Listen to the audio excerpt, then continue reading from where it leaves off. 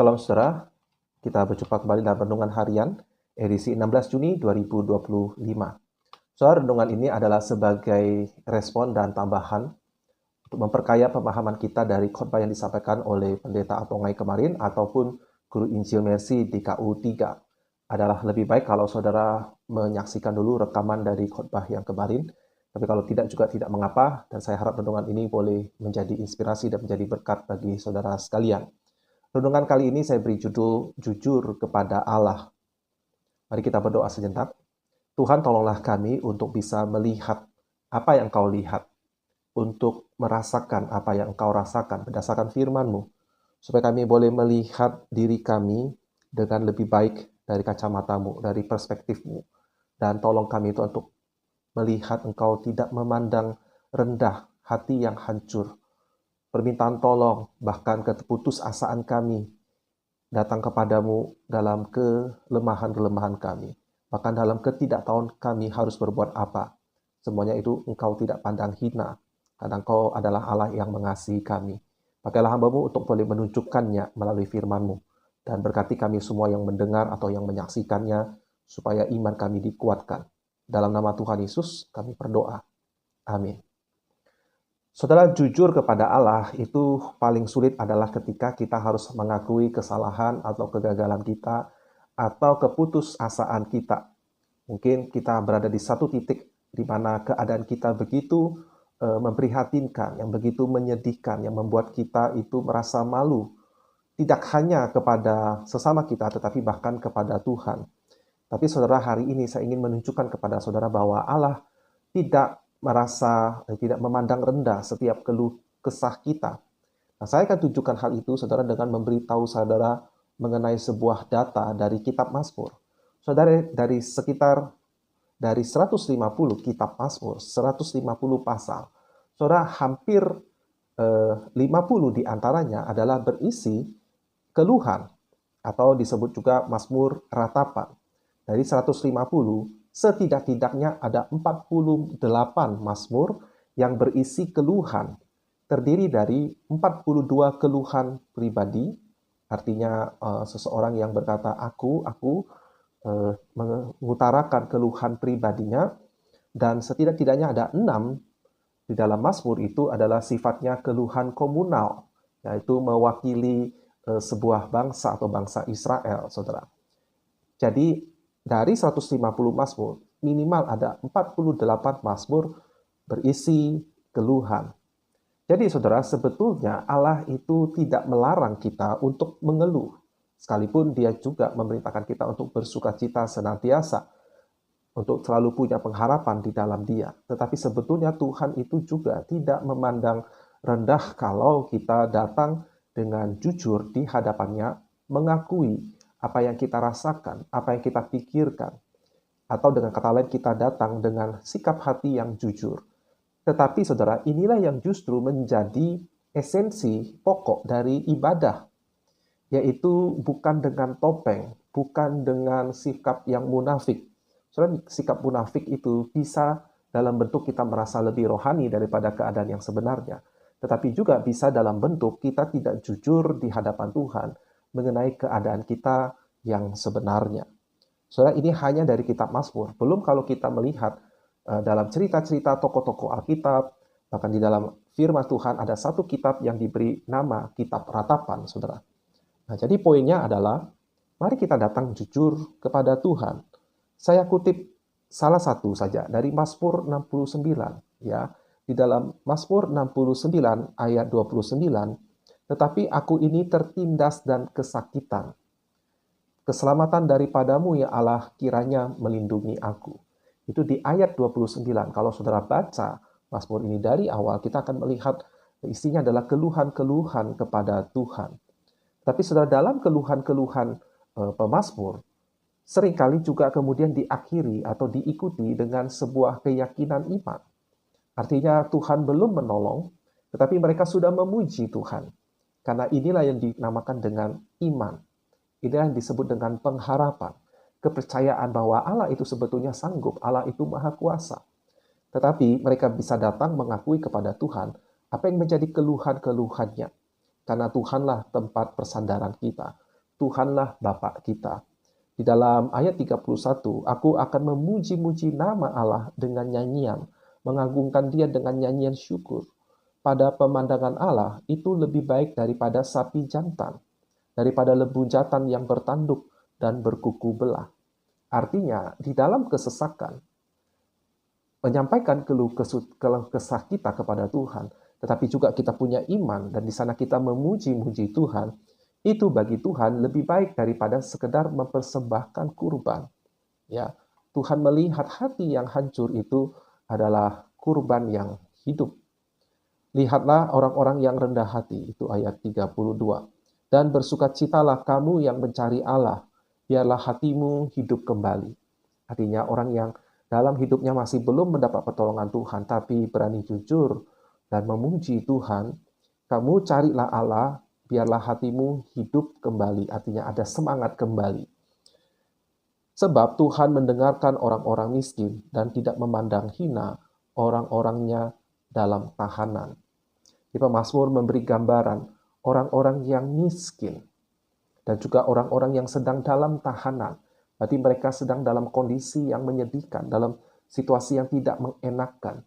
Tuhan tidak pandang hina orang-orang yang seperti itu, yang mengeluh kepada Tuhan, tetapi tahu Tuhan itu Maha Kuasa dan tetap memuji Dia, tetap berharap pada Tuhan. Tuhan tidak memandang hina. Saudara, banyak tahun yang lalu, waktu itu saya masih suka mengumpulkan album-album rohani. Ya, kalau dulu itu zamannya kaset, lalu kemudian zamannya CD, saya juga suka mengkoleksi CD-CD album-album rohani. Ada satu lagu yang sangat memberi kesan yang mendalam bagi saya. Ya, lagu ini ditulis dan dinyanyikan oleh seorang penyanyi rohani yang bernama Amy Grant. Dia adalah salah satu dari dua pencipta lagu yang menciptakan lagu yang terkenal, yaitu Firman-Mu. Firman-Mu, pelita bagi kakiku.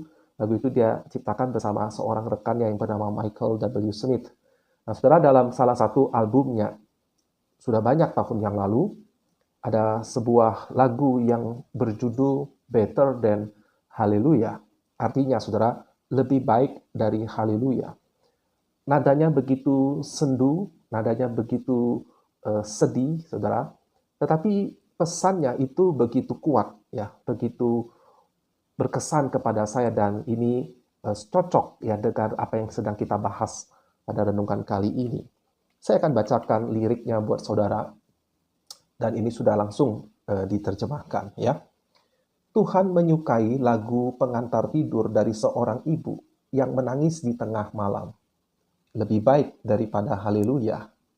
Terkadang Tuhan lebih menyukai tangisan pemabuk atau permohonan dari seorang prajurit agar tidak membiarkannya mati. Tuhan menyukai itu lebih baik dari haleluya. Terkadang kita mencurahkan kesengsaraan kita, tetapi Tuhan mendengarnya seperti sebuah melodi yang indah. Kekacauan yang kita alami, yaitu tangisan yang jujur dari hati yang hancur, itu lebih baik daripada haleluya. Wanita yang bertahan hidup, atau pria yang sekarat, yang menyerah dalam pertarungannya, terkadang lebih baik daripada haleluya. Air mata malu atas apa yang pernah dilakukan, atau keheningan saat kata-kata tidak lagi atau tidak kunjung datang. Terkadang kala itu semua lebih baik daripada haleluya. Nah, saudara, apa maksud dari pesan lagu ini, saudara? Ya, sesuai dengan apa yang kita bahas hari ini, yaitu hati yang hancur dalam kondisi yang terpuruk, hati yang hancur bahkan termasuk atas kesalahan-kesalahan yang seseorang perbuat, yang jujur di hadapan Tuhan. Bagi Tuhan itu lebih baik daripada haleluya. Saudara, kadang-kala kita memuji Tuhan itu seperti sebuah rutinitas saja, seperti sebuah kebiasaan saja. Meskipun, saudara, saya tidak merendahkan manfaat dari sebuah kebiasaan. Seperti misalnya saya bangun pagi, saya sudah dibiasakan oleh mama saya untuk harus minum air putih minimal 1 gelas. Itu sudah sebuah kebiasaan. Kadang-kala saya tidak merasa haus, tetapi saya lakukan karena itu sudah menjadi kebiasaan yang Sepertinya itu akan baik bagi kesehatan. Nah, begitu juga saudara, kebiasaan untuk datang memuji Tuhan, datang untuk beribadah, atau kebiasaan untuk setiap pagi mengambil gitar atau mendengar lagu rohani sambil ikut menyanyikannya, baik itu dalam hati atau dengan nyanyian yang keluar dari mulut kita, dan lakukan itu sebagai sebuah rutinitas, itu tidak selalu buruk, tidak selalu itu sesuatu yang negatif, saudara. Kadang-kala itu justru harus kita lakukan. Ya, apapun perasaan kita, apapun mood kita, sedang banyak masalah atau tidak, sedang sibuk atau tidak, kadang-kala kita mempertahankan sebuah rutinitas memuji Tuhan dan berdoa, itu baik. Tetapi, saudara, jangan sampai itu semua kita akhirnya hati kita atau fokus kita itu menjadi tidak terikut di dalamnya. Ya, kita seperti robot yang ya sekedar melakukan tetapi tidak betul-betul menyukai, tidak betul-betul terhubung, merasa dekat dengan Tuhan. Nah, lagu ini menangkap pesan itu dan menyampaikan pesan itu. Bahkan sebetulnya kalau saya ingat-ingat, lagu-lagu dalam album itu menunjukkan kondisi-kondisi yang seringkali bagi kebanyakan orang itu adalah situasi-situasi yang buruk. Misalnya dalam salah satu lagunya berbicara tentang seorang anak muda umur 19 tahun harus memegang sekop karena dia akan ikut menggali kubur bagi temannya. Umur 19 tahun sudah harus menguburkan temannya yang meninggal dunia. Lalu di ujung dari lagu itu dikatakan, selamat tinggal dua anak laki-laki, selamat datang satu pria dewasa. Artinya dua anak laki-laki itu, satu yang meninggal dunia itu yang dikuburkan, dan satu adalah sahabatnya yang harus ikut menggali kuburan untuk memakamkan temannya itu. Jadi seperti dua orang anak laki-laki sudah pergi, tapi satu yang masih hidup itu, seorang sahabat itu yang memakamkan temannya, itu menjadi memahami bahwa hidup ini bukan segala-galanya. Hidup ini ada batasnya dan penderitaan itu kadangkala bisa menimpa siapa saja. Ya, saudara, kadangkala bisa berarti orang yang menguburkan itu lebih terluka daripada orang yang meninggal dunia. Karena orang yang meninggal dunia, apalagi kalau sudah beriman kepada Tuhan, itu berarti dia mendapatkan hidup yang kekal. Tetapi mereka yang ditinggalkan, yang memakamkan, itu justru bisa menimbulkan, memberi bekas luka yang kadang-kala bisa bertahan, bisa sampai seumur hidup. Nah, saudara, album ini sungguh sangat melihat penderitaan itu dari perspektif lain. Dan ini, saudara, saya setuju karena saya juga melihat hal itu diajarkan dalam firman Tuhan. Dari 150 mazmur, nyanyian bangsa Israel, sekitar sepertiganya berisi keluhan-keluhan. Bahkan 40 lebih keluhan pribadi, 6 keluhan komunal. Artinya apa, saudara? Mari kita tetap berusaha mempertahankan kejujuran kita di hadapan Tuhan.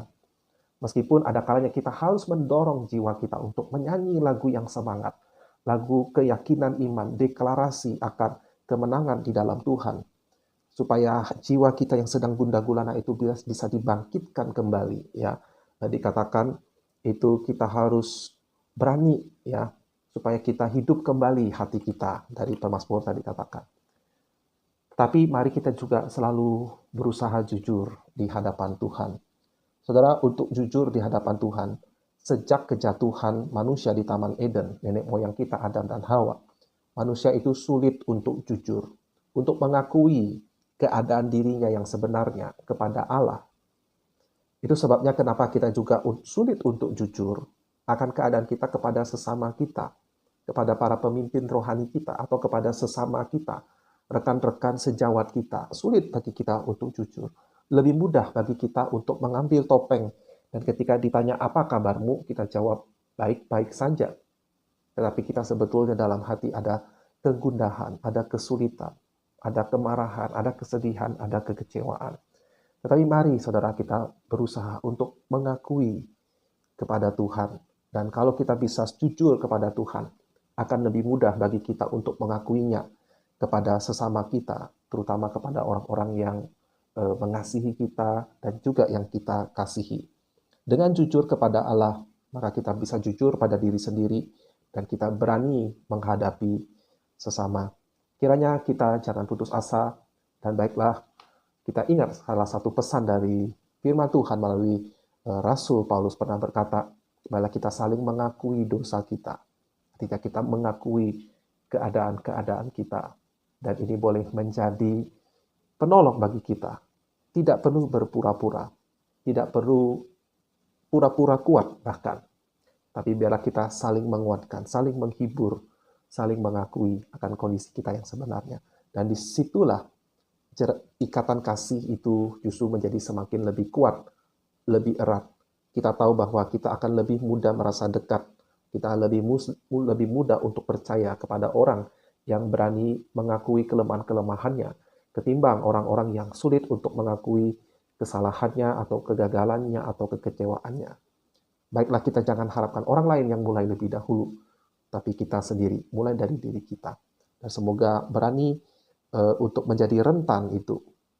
Nah, saya sangat kagum dengan Tuhan Yesus, Mesias, Juru Selamat, Anak Allah yang menjelma jadi manusia, tidak malu untuk mengakui di depan murid-muridnya, 3 sahabatnya di Taman Eden. Aku gelisah, mau mati rasanya. Ayo ikut berdoa bersama dengan aku. Kalau Mesias kita saja bisa jujur seperti itu, alangkah kita sombongnya, alangkah kita pura-puranya kalau kita tidak berani jujur kepada Tuhan kita dan kepada sesama kita. Kiranya renungan hari ini boleh menginspirasi saudara dan mari kita jujur kepada Tuhan. Sampai jumpa di episode lainnya. Tuhan Yesus memberkati.